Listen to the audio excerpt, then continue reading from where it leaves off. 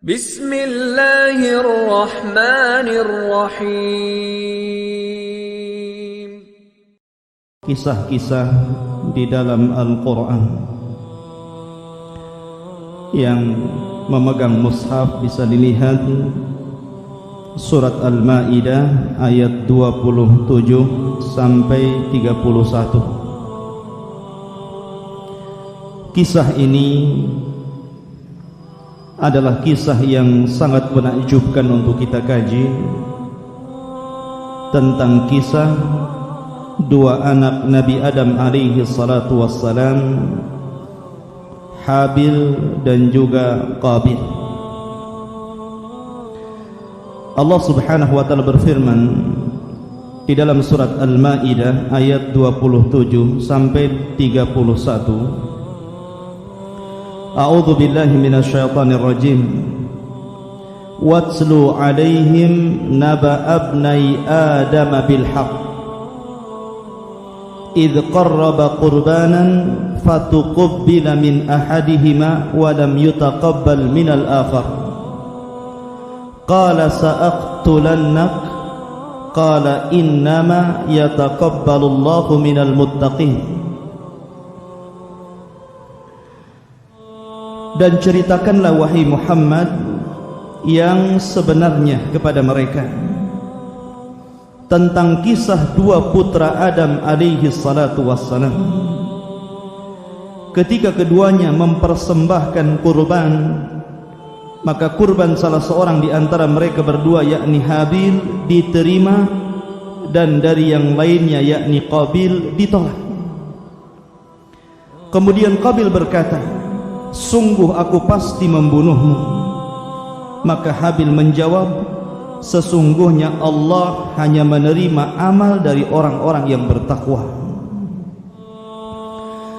Ma'asyiral muslimin rahimani wa rahimakumullah. Kisah ini masyhur, dan kisah ini ikhwatu fiddin yang dimuliakan Allah azza wa jalla, satu kisah yang sangat menarik untuk kita kaji. Di antara faedahnya adalah jangan pernah memberi contoh yang buruk kepada orang lain. Karena Rasul sallallahu alaihi wasallam bersabda, "Man sanna sunnatan sayyi'atan falahu wizruha wa wizru man 'amila ba'dahu la yanqusu min auzarihim syai'an." Barang siapa yang memberikan contoh dengan contoh yang buruk, maka dia mendapatkan satu dosa dan dosa orang yang mengikutinya tanpa mengurangi dosa mereka sedikit pun. Dahulu ikhwatu fiddin yang dimuliakan Allah azza wa jalla, kita tahu bahwa makhluk pertama yang Allah ciptakan dari kalangan manusia adalah Adam alaihi salatu wassalam. Ini makhluk pertama yang disebutkan oleh para ulama sebagai Abul Basharil Ula, bapak manusia yang pertama. Karena di sana ada bapak manusia yang kedua, Abul Bashari Tsani, yang namanya Nuh alaihi salatu wassalam. Allah subhanahu wa ta'ala berfirman dalam Al-Quran, Inna Allah astafa Adam wa Nuha wa ala Ibrahim wa ala Imran ala alamin. Dan sesungguhnya Allah subhanahu wa ta'ala telah memilih Adam alaihi salatu wassalam, kemudian setelahnya Nuh alaihi salatu wassalam, kemudian setelahnya keluarga Ibrahim, kemudian setelahnya keluarga Imran. Kenapa Allah subhanahu wa ta'ala memilih Adam yang pertama? Karena Allah menjadikan Adam sebagai Abul Basharil Ula, bapak manusia pertama. Dari beliau inilah seluruh manusia sampai kiamat dibangkitkan adalah keturunannya, kecuali Darwin dan para pengikutnya yang mengatakan keturunannya dari kera. Itu urusan mereka, biarkan saja. Kita keturunan Adam alaihi salatu wassalam. Kemudian yang kedua Nuh, dan Nuh disebut dengan Abul Bashari Tsani, bapak manusia kedua. Karena setelah tragedi Tufan yang merupakan azab Allah yang sangat dahsyat meluluh lantakkan umat manusia, sehingga tidak ada yang tersisa kecuali Nuh dan anak-anaknya beserta sedikit pengikutnya. Kemudian dari tiga putra Nuh inilah kemudian lahirlah umat manusia yang semuanya bernasabkan kepada Syam, Ham dan juga Yafis, dan tiga putranya seluruhnya keturunan Nuh dan Nuh keturunan Adam alaihi salatu wassalam. Kemudian yang ketiga Allah pilih keluarga Ibrahim. Kenapa? Karena setelah Ibrahim alaihi salatu wassalam diutus menjadi nabi dan rasul, maka seluruh para nabi dan rasul setelahnya adalah keturunan Ibrahim alaihi salatu wassalam dari dua jalur. Jalur Siti Sarah yang kemudian melahirkan Ishak, dan Ishak melahirkan Yakub yang dikenal dengan Israel, sehingga keturunannya disebut Bani Israel, sampai kepada Isa bin Maryam. Kemudian jalur yang kedua adalah jalur Hajar. Dari jalur Hajar ini lahirlah Nabiullah Ismail alaihi salatu wassalam, dan setelahnya tidak terlahirkan kembali keturunannya yang diangkat menjadi nabi dan rasul sampai kepada Rasul kita Muhammad sallallahu alaihi wasallam. Baru muncul seorang nabi dan rasul, akhirul anbiya wal mursalin, keturunan Ismail, nabi kita Muhammad sallallahu alaihi wasallam. Kemudian yang keempat Allah pilih keluarga Imran. Kenapa? Karena dari Imran inilah lahir dua bayi yang tidak bisa disentuh syaitan, Maryam bintu Imran dan putranya Isa bin Maryam. Kembali kepada topik. Adam alaihi salatu wassalam ketika bermaksiat kepada Allah azza wa jalla lantaran memakan buah larangan yang Allah firmankan, wala taqraba hadhihi syajarah, jangan kau dekat pohon larangan ini. Akhirnya Allah subhanahu wa ta'ala takdirkan Adam bermaksiat. Kemudian Adam pun memakan buah larangan tersebut. Akhirnya Allah usir, qul nahbitu minha jami'an, keluar kalian dari surga. Maka mereka keluar semua, baik Adam, Hawa ataupun iblis. Maka mereka akan menjadi musuh ketika di dunia. Ba'duhum aduwwa li ba'di, sebagian mereka akan menjadi musuh bagi yang lainnya. Ketika Adam sudah diturunkan dari surga Jannatul Ma'wah menuju dunia, dan itu sudah ditakdirkan memang Adam akan menjadi khalifah di permukaan bumi, sebagaimana Allah firmankan kepada para malaikat, inni ja'ilun fil ardi khalifah, aku akan jadikan bumi ini khalifah, makhluk yang bergenerasi. Maka Adam pun diturunkan ke bumi.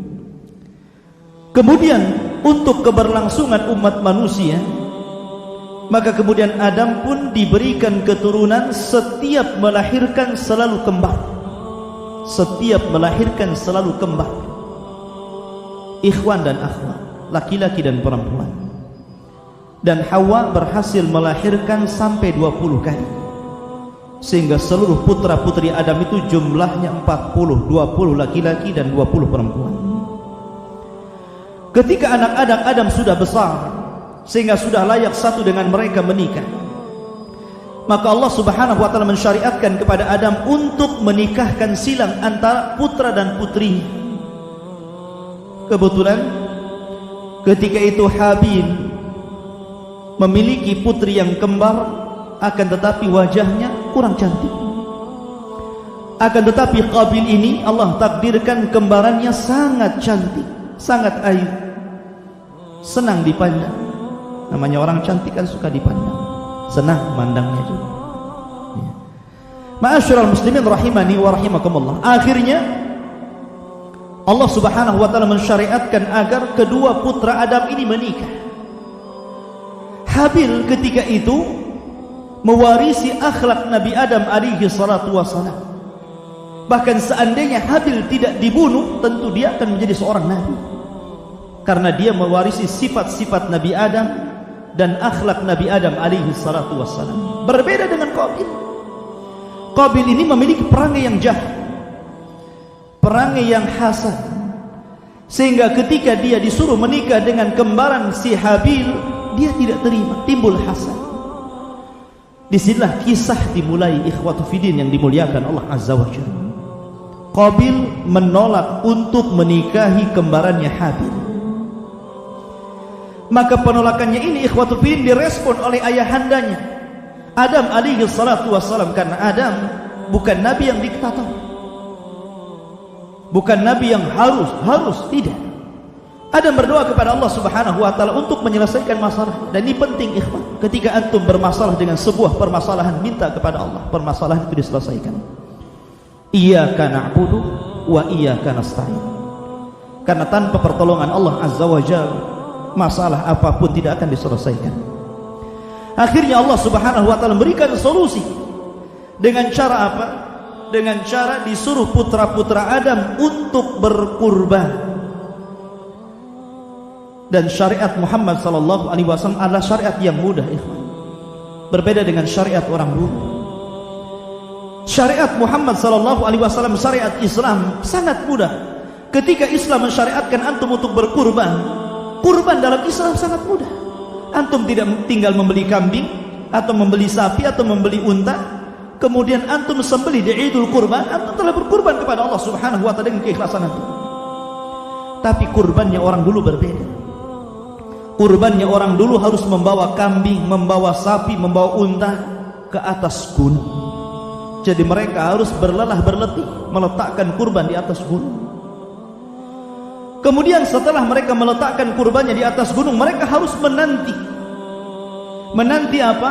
Menanti Allah membuktikan bahwa Allah menerima kurban mereka, di mana Allah kelak akan mengirimkan api, yang api ini menyambar setiap kurban yang akan diterimanya. Dan syariat ini berlangsung sampai kepada zaman Bani Israel. Bayangkan berapa ribu tahun syariat seperti ini berlangsung. Bahkan di zaman Bani Israel, ikhwan, apabila mereka berperang, berjihad di jalan Allah Azza wa Jalla, kemudian mereka menang orang-orang yang beriman, mengalahkan orang-orang kafir, dan mendapatkan harta ghanimah yang sangat besar, maka harta ghanimah diharamkan bagi mereka untuk memakannya. Tidak boleh. Mereka tidak boleh mengambil harta rampasan perang.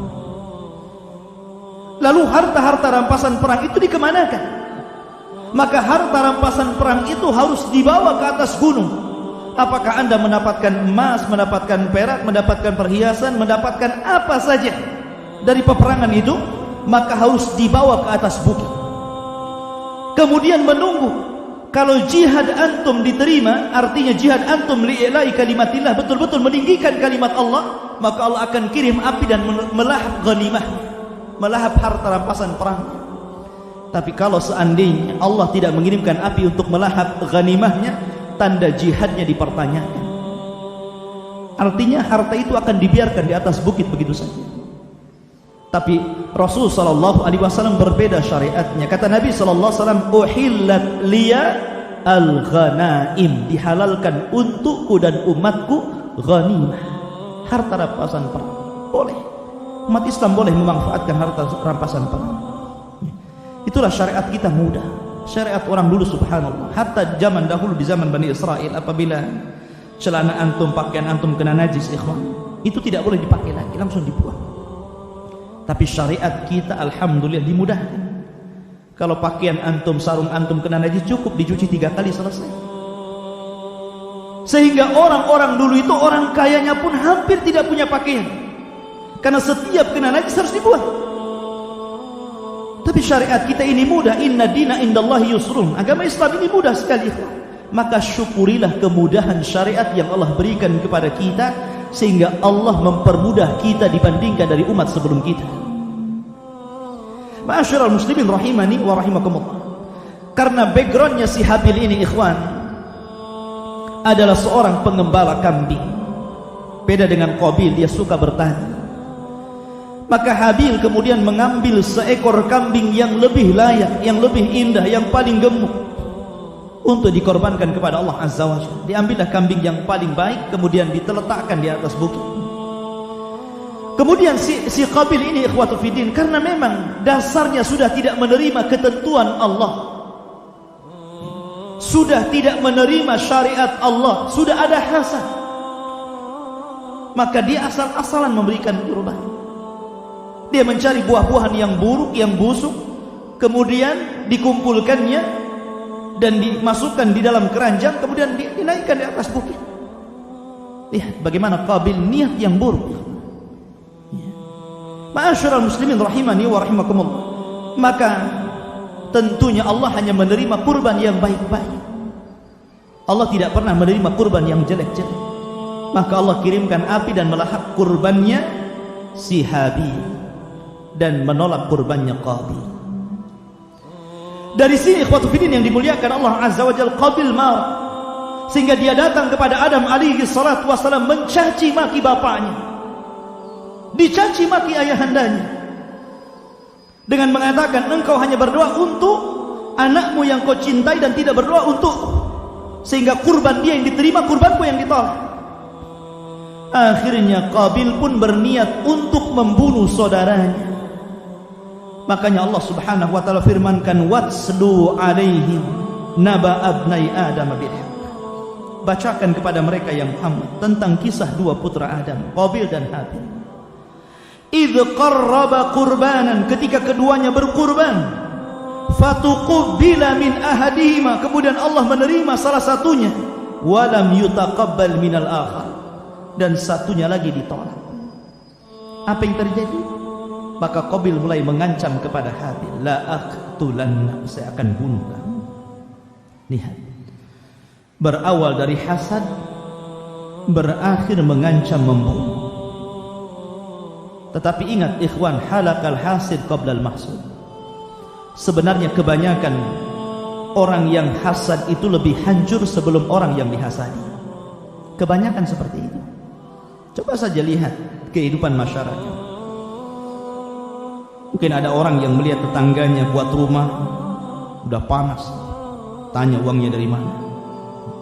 Kemudian beli mobil, oh banyak kali duitnya. Makin sakit, makin stres. Naik tingkat 2, tensi darahnya naik juga. Naik tingkat 3, tambah tinggi tensinya. Akhirnya stroke, mati. Yang dihasadi tenang-tenang saja, menikmati rumahnya, menikmati mobilnya, subhanallah ikhwan. Betul kata para ulama, halakal hasid qabla al-mahsud. Terkadang orang yang hasad itu hancur sebelum orang yang dihasadi. Ma'asyiral muslimin rahimani wa rahimakumullah. Kemudian di sini setelah Qabil kemudian mengancam, la aqtulannak, saya akan bunuh kamu. Tapi Habil ikhwatu fiddin sekali lagi dia mewarisi sifat Nabi Adam, sehingga dia mengatakan, innama yataqabbalullahu minal muttaqin. Ya Qabil, Allah Subhanahu wa taala hanya menerima korban orang-orang yang bertakwa. Makanya Allah katakan, la yanalallaha luhumuha wala dima'uhu wala dima'uha walakin yanaluhu taqwa minkum. Yang Allah terima ketakwaan. Kemudian di sini Habil mengatakan, la in basatta ilayya yadaka litaqtulani ma ana bi basiti yadiya ilaika liaqtulak. Allahu akbar ikhwan. Jadikan kata-kata Habil ini syiar untuk antum. Jadikan kalimat Habil ini syiar untuk antum dalam setiap muamalah antum di masyarakat antum. Idfa billati hiya ahsan. Cegahnya sebuah permasalahan itu dengan yang lebih indah kepada saudara antum. Apabila ada orang yang hendak membuat masalah dengan antum, mengancam antum umpamanya, maka cegahlah ancaman itu dengan yang lebih baik. Lihat bagaimana di sini Habil alaihi salatu wasallam mengatakan, la in basatta ilayya yadaka litaqtulani ma ana bi basiti yadiya ilaika liaqtulak. Sekiranya engkau wahai Qabil hendak menjulurkan tanganmu untuk membunuh aku, saya tidak akan membunuh kamu. Lihat, jelas-jelas ikhwatu fiddin bahwa si Qabil ini ngancam untuk bunuh. Padahal ikhwatu fiddin yang dimuliakan Allah Azza wa Jalla, seandainya ada orang yang masuk ke rumah antum kemudian hendak mengambil harta antum, mengambil atau mengganggu keluarga antum, seandainya antum membunuh dia, itu tidak ada kisah bagi antum. Bahkan kalau antum terbunuh, antum syahid di situ. Kenapa? Karena antum menjaga harta dan keluarga, syahid. Tapi di sini bagaimana? Habil dia mengatakan, kalau engkau membunuh aku silakan, tapi aku tidak akan membunuhmu. Padahal Islam ini diturunkan untuk menjaga 5 masalah. Kenapa sampai diturunkan Quran dan Sunnah kepada kita? Ya, semuanya menjaga 5 masalah. Pertama, keyakinan. Supaya kita tidak memiliki keyakinan sesat, maka diturunkan Quran dan Sunnah untuk meluruskan akidah dan keyakinan. Yang kedua, menjaga jiwa. Makanya Islam melarang membunuh. Makanya orang-orang Khawarij yang mereka menghalalkan darah-darah kaum muslimin, Allah katakan dalam lisan Rasul, kilabu ahlin nar, anjing-anjingnya penduduk neraka. Dicela. Bahkan Allah katakan dalam Al-Quran, faman qatala mu'minan muta'ammidan fajaza'uhu jahannam khalidan fiha wa ghadiballahu alaihim wa la'anahum wa a'adda lahum adaban azim. Tidak ada ancaman yang lebih besar yang Allah taruh dalam Al-Quran kecuali ancaman membunuh seorang muslim secara sengaja. Coba antum baca dari awal ayat sampai akhir ayat, awal surat sampai akhir surat. Tidak ada ancaman yang lebih keras yang Allah letakkan dalam Al-Quran daripada ancaman seorang mukmin membunuh mukmin yang lain secara sengaja. Man qatala mu'minan muta'ammidan, siapa yang membunuh mukmin secara sengaja, fajaza'uhu jahannam, balasannya jahannam, khalidan fiha, dikekalkan di dalamnya. Wa ghadiballahu alaihi, Allah murka kepadanya. Wa la'anahu, Allah laknat dia. Wa a'addahu adzaban 'azim, dan Allah berikan azab yang sangat besar. Tidak ada ancaman yang lebih besar daripada membunuh yang diletakkan dalam Al-Quran. Sehingga para ulama khilaf yang sangat panjang tentang hukum seorang mukmin membunuh mukmin yang lainnya secara sengaja, bisa mengantarkan kepada kekufuran atau tidak.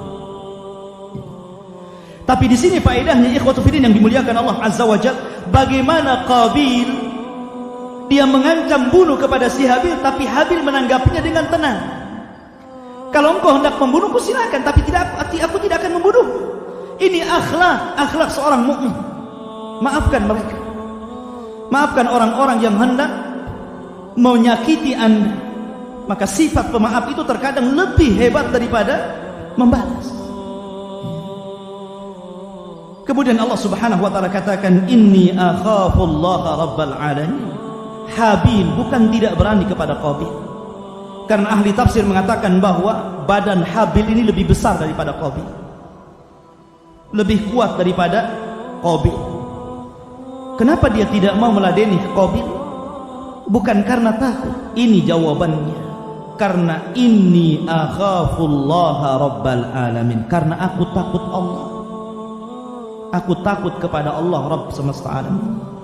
Ini menunjukkan bukan karena takut, tidak, tapi karena takut yang di atas, bukan takut meladeni si Qabil. Maka kemudian, inni uridu antabu bismi wa ismaka fatakuna min ashabin nar wa dzalika jazaa'udz zalimin. Sesungguhnya aku ingin agar engkau kembali dengan membawa dosa membunuhku dan dosamu sendiri, maka engkau akan menjadi penghuni neraka, dan itulah balasan bagi orang-orang yang zalim. Subhanallah. Maka setiap pembunuhan sejak zaman Qabil membunuh Habil sampai kiamat dibangkitkan, maka Qabil akan menerima dosa seluruh orang-orang yang membunuh di permukaan bumi. Kenapa? Karena dia yang mencontohkan pembunuhan pertama di dunia. Hati-hati, jangan berikan contoh yang buruk kepada manusia, maka berikan contoh yang baik. Karena Rasulullah SAW mengatakan, man dalla ala khairin kafa'ili, man dalla ala hudan kana lahu ajru wa ajru man amila ba'dahu la yanqusu min ujurihim syai'an. Barang siapa yang memberikan contoh yang baik, maka dia dapat pahala dan pahala orang yang mengikutinya tanpa mengurangi pahala mereka sedikit pun.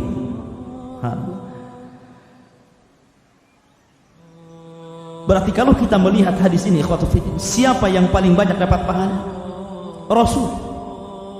Rasul yang banyak pahalanya.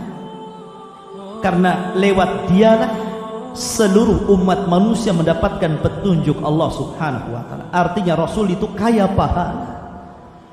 Tidak perlu antum transfer pahala puasa antum untuk Rasul. Tidak perlu antum haji kemudian umrah kemudian ditransfer pahala haji dan umrah antum untuk Rasul. Tidak perlu. Rasul itu kaya pahala. Rasul itu pahalanya banyak. Karena seluruh umat dari zaman Rasul sampai kiamat dibangkitkan, pahalanya akan dibawa oleh Rasulullah sallallahu alaihi wasallam tanpa mengurangi pahala umatnya sedikit pun. Jadi tidak usah untuk menghadiahkan pahala kepada Nabi. Nabi itu sudah banyak pahalanya. Yang perlu pahala itu antum, saya, dan umat-umat yang terbelakang ini yang perlu pahala. Ma'asyiral muslimin rahimani wa rahimakumullah. Fatawwa'at lahu nafsuhu qatla akhi faqatalahu fa asbaha minal khasirin. Maka nafsu Qabil mendorongnya untuk membunuh saudaranya. Kemudian dia pun benar-benar membunuhnya. Maka jadilah dia termasuk orang-orang yang rugi.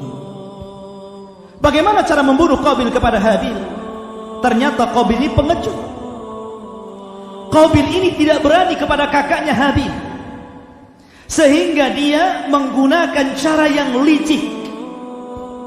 Sebagian ahli tafsir mengatakan, ada yang mengatakan bahwa Qabil mencekik Habil dari belakang kemudian sampai meninggal. Ada juga yang mengatakan meletakkan tali kemudian sampai meninggal. Dan pendapat yang masyhur dari kalangan ulama tafsir, dan ini yang paling rajih, aqrab Allahu a'lam, adalah Qabil membunuh Habil dengan cara membenturkan batu di kepalanya. Itu pun ketika Habil sedang lelap tertidur. Ya. Sebab kalau seandainya satu lawan satu dan sedang terjaga ikhwan, pasti kalah si Habil. Tidak mungkin menang. Ya. Karena Habil lebih besar badannya, lebih kuat, lebih kekeh. Sehingga dengan cara yang licik, di si Habil ketika tidur di kebunnya, di tempat pengembala kambingnya, Qabil ini datang membawa batu besar, kemudian menghajar kepalanya sehingga mati di tempat. La ilaha illallah. Kemudian ketika itu Qabil bingung, udah mati nih, karena sebelumnya tidak ada orang yang meninggal, sehingga bingung bagaimana cara merawat jenazahnya. Maka kemudian disinilah faba'atsallahu ghuraban yabhathu fil ardi liyuwariyahu kaifa yuwari sawata akhi. Kemudian Allah mengutus seekor burung gagak yang sedang menggali tanah untuk diperlihatkan kepada Qabil bagaimana dia seharusnya menguburkan mayat saudaranya. Jadi ketika itu Allah mengutus dua burung gagak. Dua burung gagak ini sedang bertarung. Kemudian mati salah satu dari kedua burung ini. Sehingga kemudian yang berhasil membunuh burung gagak itu akhirnya apa? Mengorek-orek tanah dengan patuknya, dengan tangannya. Setelah dalam, kemudian diambil jasad saudaranya, kemudian diletakkan di tanah itu, kemudian dikorek-korek kembali. Barulah di situ kemudian Qabil mulai berpikir. Dia mulai berpikir bahwa menguburkan si Habil saudaranya. Maka dari situlah kemudian dia mengambil cangkup dan skopnya, kemudian menggali tanah dan meletakkan jasadnya Habil, kemudian menguburkannya. Ikhwatu fiddin yang dimuliakan Allah Azza wa Jalla. Kemudian dia mengatakan apa? Qala ya wailata a'ajaztu an akuna mithla hadzal ghurab fa uwariya sawata akhi fa asbaha minan nadimin. Lihat bagaimana kata-kata Qabil. Beliau mengatakan, duhai celaka aku, mengapa aku tidak mampu berbuat seperti burung gagak itu sehingga aku dapat menguburkan mayat saudaraku ini. Dia merasa bahwa dia lebih jahil daripada burung, begitu kan? Makanya dia mengatakan di ujung ayat, fa asbaha minan nadimin, maka dia termasuk orang-orang yang menyesal. Bukan menyesal karena membunuh Habil, bukan. Sebab kalau seandainya dia menyesal karena membunuh Habil, dia akan bertobat. Tapi dia tidak pernah bertobat. Maksud menyesal di sini, menyesal bahwa dia tidak lebih cerdas daripada Gagak, itu maksudnya. Lihat. Dia bukannya nyesal dia membunuh saudaranya gitu. Enggak, dia nyesal dia lebih bodoh. Ternyata Gagak lebih pintar ngasih pelajaran kepada dia. Fa asbaha minan nadimin. Subhanallah. Lihatlah kerasnya hati si Qabil ini. Makanya Allah Subhanahu wa taala kemudian mengatakan min ajli dzalik. Lihat, kata-kata ini sangat baik sekali. Karena kisah itu, pembunuhan Qabil kepada Habil itu, katabna ala bani Israil annahu man qatala nafsan bighairi nafsin aw fasadin fil ard faka'annama qatala an-nasa jami'an wa man ahyaha faka'annama ahya an-nasa jami'an wa laqad ja'atuhum rusuluna bil bayyinat summa inna katsiran minhum ba'da dzalika fil ardi la musrifun. Oleh sebab itulah maka kami tetapkan kepada Bani Israel bahwa barang siapa membunuh seseorang bukan karena orang itu membunuh orang lain atau bukan karena membuat kerusakan di bumi, maka seakan-akan dia telah membunuh seluruh manusia. Sebagaimana barang siapa yang menghidupkan jiwa satu manusia, maka seolah-olah dia telah menghidupkan jiwa seluruh manusia. Na'udzubillah. Ketika kita membunuh satu jiwa, maka kita dianggap membunuh seluruh jiwa manusia. Berapa banyak orang yang membunuh jiwa di zaman sekarang? Terkadang ada anak remaja dan remaji melakukan perzinahan, kemudian punya anak, kemudian dibunuh. Na'udzubillah. Alasannya anak zina tidak layak hidup. Dia tidak tahu ayat ini. Kelak bayi-bayi itu akan datang kepada Allah, wal mau'udatu su'ilat bi ayyi dzambin qutilat. Kenapa? Dosa apa saya dibunuh? Ya. Di zaman sekarang ikhwan sudah tanda-tanda kiamat, kasratul haraj, banyaknya pembunuhan. Terkadang orang membunuh tidak tahu apa alasan dia membunuh. La yadril qatil liman qatal wa la yadri qutil liman qutil. Orang yang membunuh enggak tahu apa alasan dia membunuh, orang yang dibunuh juga tidak tahu kenapa saya bisa dibunuh. Di zaman sekarang gara-gara uang parkir dibunuh, gara-gara rebutan parkir bunuh sesama preman. Subhanallah. Gara-gara anak minta motor pada orang tua nggak dikasih, dibunuh orang tuanya. Na'udzubillah. Sekarang ini nyawa manusia sangat murah. Siapa yang mengajarkan pembunuhan ini? Qabil yang mengajarkan pembunuhan ini. Maka siapapun yang membunuhnya, maka Qabil memiliki kiflun ala qatli bani Adam. Dia punya tanggung jawab besar atas pembunuhan yang dilakukan anak Adam. Ma'asyiral muslimin rahimani wa rahimakumullah. Maka kisah ini kisah yang sangat baik, ikhwat fillah yang dimuliakan Allah Azza wa Jalla. Maka ketika Qabil telah membunuh Habil, dia tidak bertobat, na'udzubillah. Justru dia akhirnya mengasingkan diri dari kabilah Adam alaihi salatu wassalam. Dia memilih mengambil istrinya ke lembah dan dia hidup sendiri, membuat keturunan sendiri di situ. Ketika Adam alaihi salatu wassalam melihat Habil meninggal, tentu anak yang paling dicintai ini juga sama akan terasa kepada antum. Kalau antum memiliki anak, kemudian dari 10 anak itu ternyata satu anak yang baik sama antum gitu kan, dia yang selalu ngirim ke antum. Nanti kalau udah tua antum udah rasakan ya, udah nenek-nenek kakek-kakek itu kan ngarap anaknya biasanya. Kenapa anak sini nggak ngirim, kenapa sana nggak ngirim itu. Tapi satu ada yang perhatian kepada antum. Pasti ketika dia meninggal antum akan sakit-sakitan. Mungkin 1 minggu antum nyusul, ya kan? Artinya bahwa Habil ini anak yang paling dicintai Nabi Adam alaihi salatu wassalam. Makanya ketika Allah melihat kesedihan Adam alaihi salatu wassalam, akhirnya Allah ganti posisi Habil dengan Allah berikan hadiah berupa anak yang saleh sama dengan Habil, namanya Syith. Shin ya sa, Syith. Syith itu dalam bahasa Nabi Adam di zaman itu namanya hibah, hibatullah, artinya hadiah dari Allah untuk menggantikan Habil. Yang kemudian Syith inilah yang akan menjadi nabi pertama setelah Adam alaihi salatu wassalam. Sis ini diajarkan sekitar 50 lembar suhuf Nabi Adam. Adam diberikan suhuf lembaran oleh Allah Azza wa Jalla 100 lebih. Tapi yang diajarkan kepada Sis itu 50 lembar.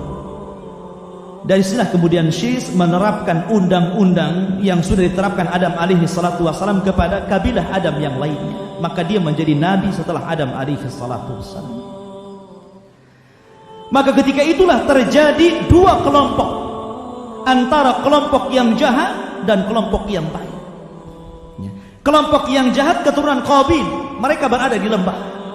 Dan keturunan kelompok-kelompok yang baik adalah kelompok Nabi Syith yang ada di atas bukit.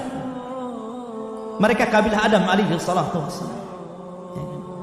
Lah Allah takdirkan ikhwan, keturunan Nabi Syith ini ya, seluruh laki-lakinya tampan, tapi wanitanya kurang cantik. Tapi keturunan Qabil ini ikhwatul fiddin terbalik, wanita-wanitanya cantik, laki-lakinya kurang lebih dengan kita, kurang tampan gitu kan ya. Jadi Allah balikkan di sini. Syaitan ketika itu belum berhasil menggoda Bani Adam, hanya berhasil, maksudnya tidak sampai kepada tingkat kekufuran, belum ada kesyirikan di situ. Karena dari Adam alaihi salatu wassalam sampai kepada Nabi Nuh asyratul qurun. Kalau kurun itu artinya adalah generasi, berarti 10 generasi. Tapi kalau yang dimaksud kurun di situ artinya adalah tahun, maka satu kurun itu 100 tahun. Kalau 1000 kurun berarti 1000 tahun. Berarti jarak Nabi Adam kepada Nabi Nuh 1000 tahun lamanya. Dan tidak ada kesyirikan, setan belum bisa menghancurkan akidah seluruh putra Adam, baik keturunan Sis ataupun Qabil. Tapi syaitan ingin membuat jalur ke arah sana. Dengan cara apa? Membuat kabairud dzunub. Ketika ikhwatu fiddin yang dimuliakan Allah Azza wa Jalla, Qabil ini meninggal dunia, Allah takdirkan meninggal dunia. Maka kaumnya ingin memuliakan Qabil, ingin menguburkan sebagaimana Adam dikuburkan, sebagaimana juga Habil dikuburkan, dan begitu seterusnya. Karena Adam alaihi salatu wassalam ketika itu beliau memiliki usia yang cukup panjang dari putra-putranya. Usia dia 1000 tahun, cuman yang 60 tahun diberikan kepada Nabi Daud alaihi salatu wassalam. Jadi ketika malaikat maut datang kepada Nabi Adam alaihi salatu wassalam hendak mencabut nyawanya, dan sebelumnya Adam diperlihatkan umatnya oleh Allah subhanahu wa ta'ala, ternyata dari sekian banyak umatnya Allah subhanahu wa ta'ala memberikan cahaya di antara kedua matanya di sini. Itu tanda umat Nabi Adam, ada cahaya di keningnya. Tapi ada satu orang yang cahayanya sangat menakjubkan Nabi Adam, sehingga ditanya, itu siapa? Maka Jibril mengatakan, dia adalah Daud dari keturunanmu. Maka Adam alaihi salatu wassalam berapa usianya? Usianya hanya 60 tahun. Maka Adam alaihi salatu wassalam mengatakan, bagaimana kalau aku berikan 40 tahun usiaku untuk dia, genapkan dia 100 tahun. Maka ketika itu setelah Adam menjelang wafatnya, datang malaikat maut mendatangi Adam dan mengatakan, ya Adam, waktumu sudah habis. Kata Adam alaihi salatu wassalam, aku kan masih kurang 40 tahun. Ini kan masih 960 tahun, masih kurang 40 tahun. Nanti tunggu 40 tahun kau datang lagi. Maka malaikat maut mengatakan, ya Adam, lupakah engkau, bukankah usia 40 tahun kau berikan kepada Nabi Daud? Kata Adam, enggak benar itu. Aku enggak ngasih siapa-siapa. Adam lupa. Ya, udah pikun, udah lupa. Makanya keturunan Nabi Adam disebut insan linisyani, karena lupa. Karena Nabi Adam lupa umurnya, maka manusia disebut insan. Walaqad khalaqnal insana, dan sungguh kami ciptakan manusia. Insan itu bahasa Arab dari kalimat nasiyah, lupa. Makanya kalau antum lupa, wajar, antum manusia. Jangan orang lupa dimaki-maki. Kenapa kamu? Ya namanya lupa, gimana lagi?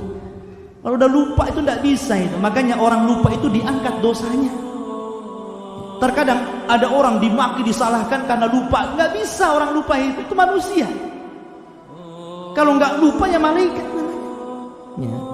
Ma'asyiral muslimin rahimani wa rahimakumullah. Kembali bahwa intinya bahwa ketika Qabil meninggal dunia, maka kaumnya ingin menguburkan Qabil, tapi syaitan datang.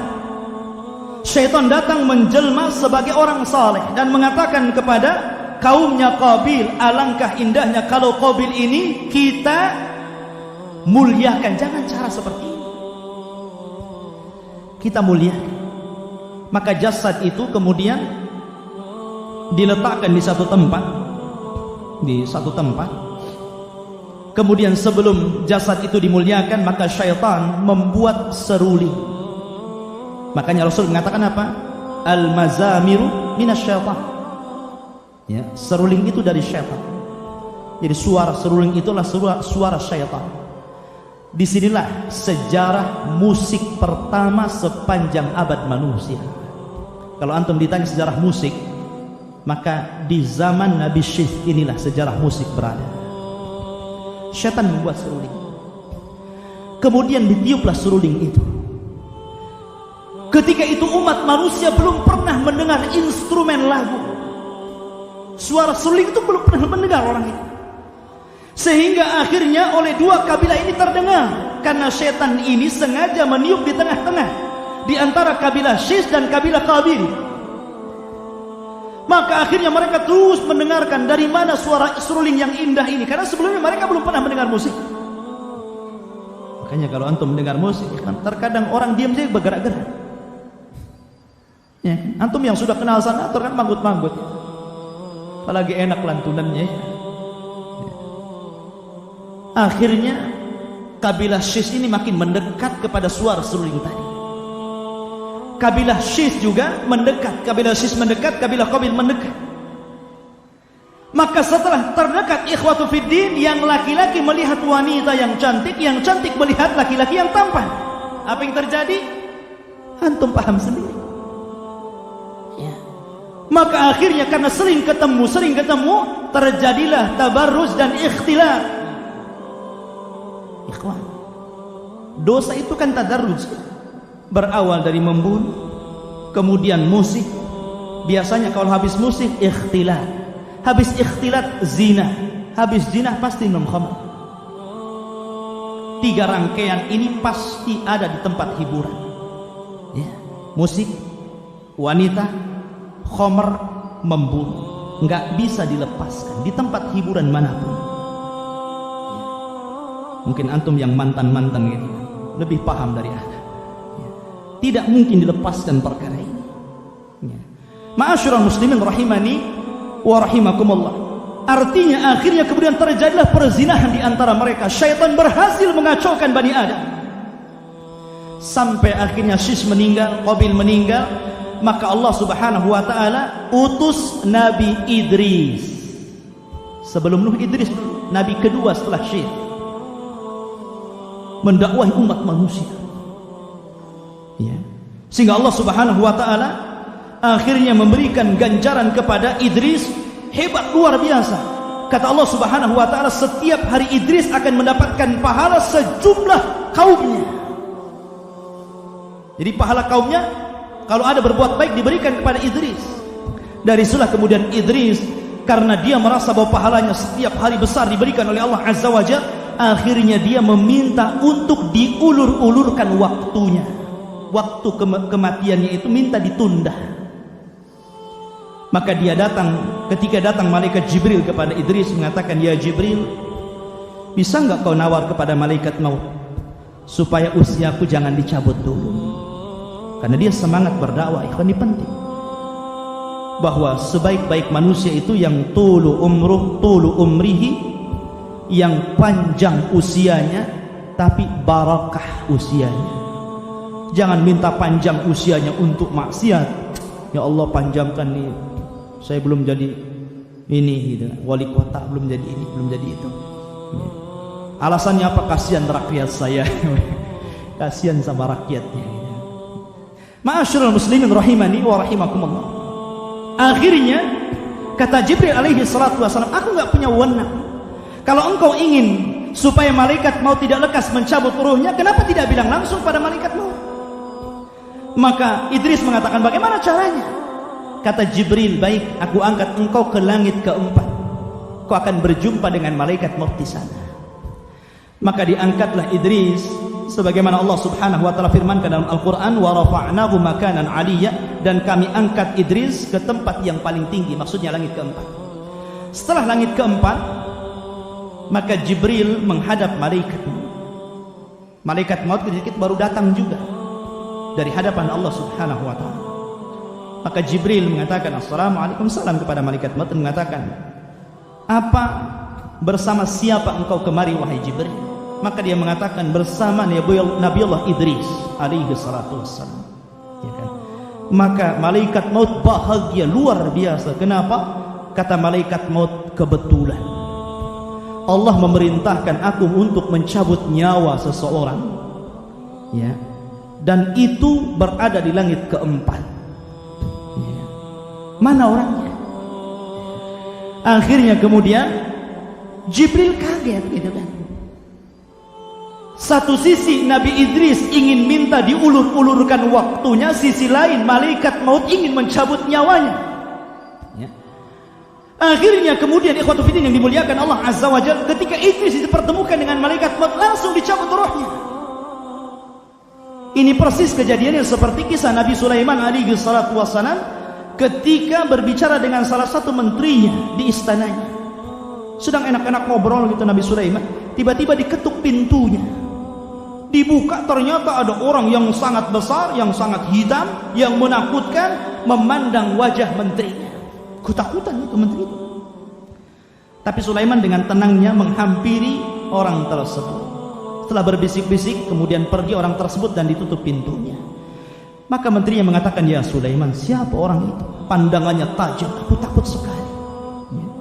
Kata Sulaiman, itu adalah malaikat maut. Dia mau nyabut orang, mau nyabut nyawanya orang. Maka karena dia sudah melihat tatapan malaikat itu, dia ketakutan dan mengatakan, ya Sulaiman, terbangkan aku, jauhkan aku dari orang itu. Aku masih ingin hidup. Kemana yang kau mau? Kata Sulaiman. Terserah, terbangkan aku. Sulaiman menundukkan awan, menundukkan binatang, menundukkan sebentar saja. Dia lebih hebat daripada Aladin yang punya lampu, ya. Ma'asyiral muslimin rahimani wa rahimakumullah. Maka diterbangkanlah menterinya ke sebuah kota di daerah Hindia, ya. Ketika sampai, rupanya orang tadi yang ditakutkan itu sudah duduk di hadapannya nunggu. Lah, kok ketemu di sini?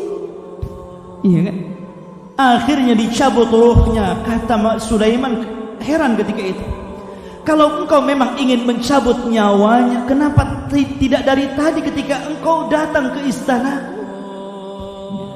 Kenapa kau harus cabut di sini gitu? Maka malaikat mengatakan, sesungguhnya ya Sulaiman, aku diperintahkan Allah Subhanahu wa taala untuk mencabut rohnya si fulan. Ternyata dia di sini, ya ini aku cabut.